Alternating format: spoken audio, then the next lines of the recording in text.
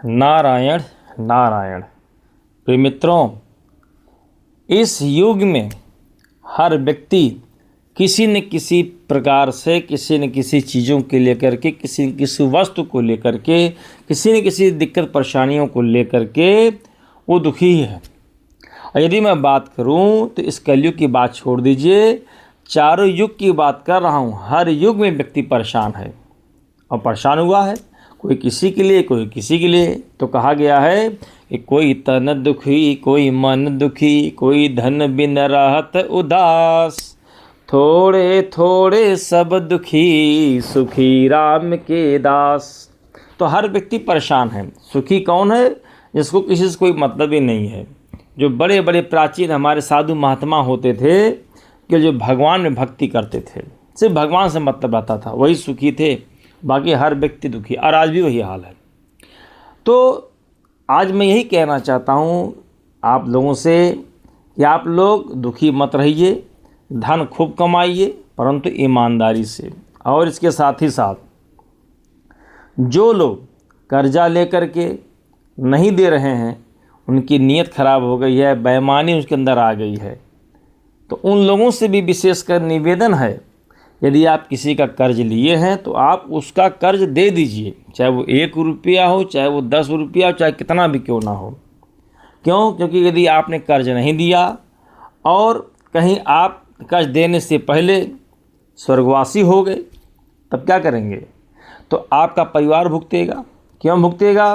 क्योंकि ये प्रकृति का नियम है कि जो लिए हो उसको देना पड़ेगा। आप नहीं दोगे तो आप घर वाले देंगे, लेकिन आपके जो घर वाले हैं, जिसका आप कर्ज हैं, वो लोग उसको नहीं देंगे।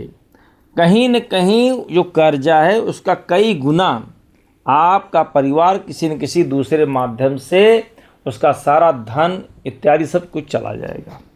ठीक है? और आप जो कर्ज लेकर के बैठे हो, पहले ही स्वर्ग सिधार गए, तो अगले जन्म में जब आओगे तो फिर आप उसके ऋणी रहोगे और किसी न किसी रूप में आपको कर्ज भरना ही भरना है। ठीक है? तो समय रहते प्यारे आप कर्ज मुक्त हो जाओ। और अपने परिवार कल्याण चाहते हो, ना अपना कल्याण चाहते हो, अपने परिवार का कल्याण चाहो। यदि अपने परिवार कल्याण चाहते हो तो आप कर्ज मुक्ति हो जाओ, अपने परिवार को कर्ज मुक्ति कर दो।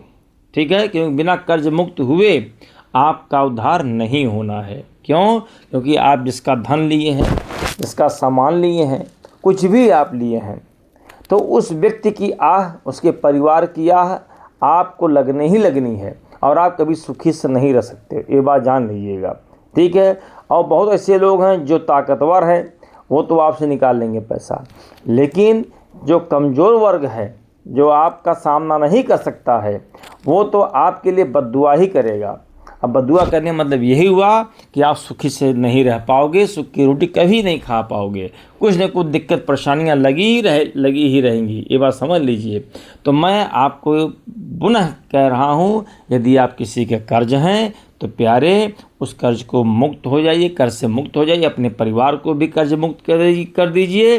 क्योंकि भगवान के यहाँ जब आप जाओगे तो वहाँ पर सारा हिसाब किताब आपका लिखा जोखा रखा है। लेकिन बहुत से लोग जो ये कहते हैं कि इस आज अभी देखना है, जो आगे होगा हमें उसकी चिंता नहीं है, क्योंकि पिछले जन्म में हमने क्या किया था हमें तो याद नहीं है। तो अब अगर जब इस जन्म में भी मैं मर जाऊंगा, अगला जन्म पता नहीं क्या मिले क्या ना मिले, तो ये आपकी बहुत बड़ी भूल है। किसी न किसी रूप में आपको दंड भुगतना ही पड़ेगा। और साथ ही साथ जो आपके पापाचार में लिप्त है, चाहे वो आपका घर परिवार हो, चाहे आपके इत्र मित्र हो, कोई भी हो, उसको भी दंड मिलेगा ही मिलेगा। पुनः आपसे निवेदन है कि आप कर्ज मुक्त हो जाइए और अपने परिवार को भी कर्ज मुक्त रहिए।